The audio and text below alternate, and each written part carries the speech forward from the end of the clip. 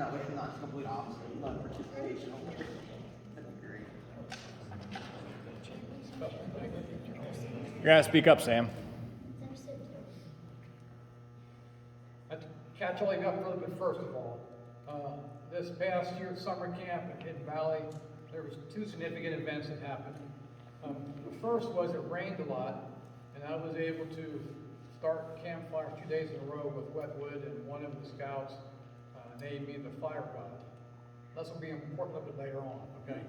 The second important thing that happened was that Charlie and myself played for the Cribbage Championship of the world.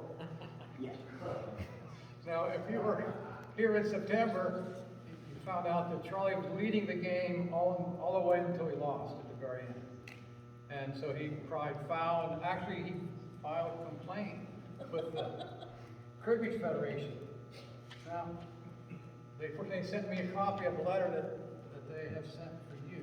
You see, he even has the seal of the Cribbage Federation. It says, "Dear Mr. Charles Hulse, we at the American Cribbage Congress have been informed that you and Mr. S.M.U.R.F have frequent games of cribbage.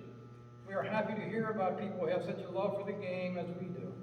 But to get to the matter of a certain complaint that we have heard about that seems to come from you about Mr. Coover's style of dealing, even though there isn't anyone who specifically says how many cards must be dealt to get to the ultimate number of 5 to 6 cards, depending on the number of players, we have recently been contacted by the Israeli Antiquities Authority about a piece of parchment that was first discovered and attempted to be translated back in the early 1860s.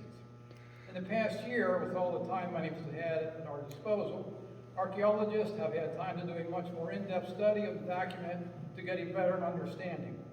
It would seem that cribbage has a much older predecessor than what seems to have been known as tombage. We don't have much in manners of how the game was played, but we do know that it was dealt and is in fact played with a technical board similar to cribbage. Mind you, it was a layout of holes in the wall, but it was laid out almost exactly like a cribbage board. I'm sending you a copy of both the half-translated parchment as well as a fully translated document to hopefully end this bickering on the number of cards dealt in cribbage. This was signed by Keith Widener, the Vice President of Policy from the American Cribbage Congress. Who was replaced? Because he was cheating. They sent along for you a copy of the archaeological dig model with the ancient scroll inside. Charlie, that's the word you just surprised. Now, in September, we gave Charlie a participation award for cribbage. We've now had for him a participation pedestal so he can put his award on top of display. And we know how fond you are of styrofoam, so we chose that just special for you. So let's give him a hand for that.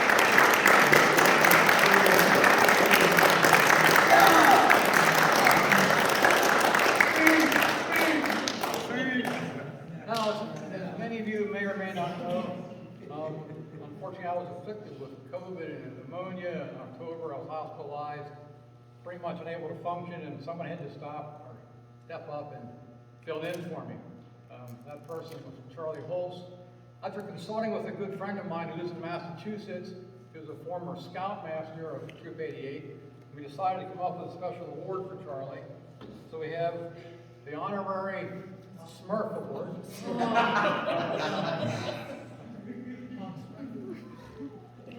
It doesn't go with my silver beaver. Now, the honorary S.M.U.R.F award stands for Scoutmaster Utilized for Relief of the Fire God. It's awarded to Charles Hulse this 20th day of December 2021 by Sam Coover, aka the Fire God, and Sam Coover Summer Camp World Cribbage Champion.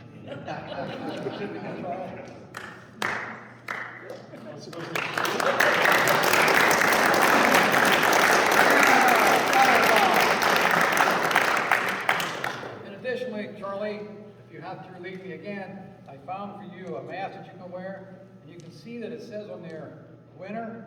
So if you have it on, people will think that you're me.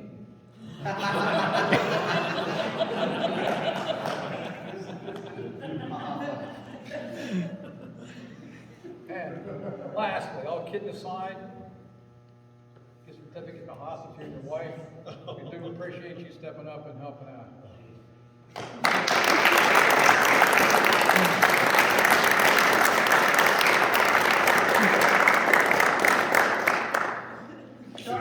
Charlie, standing up. No? Standing up. Proud standing. Oh, I'm staying. Proud standing.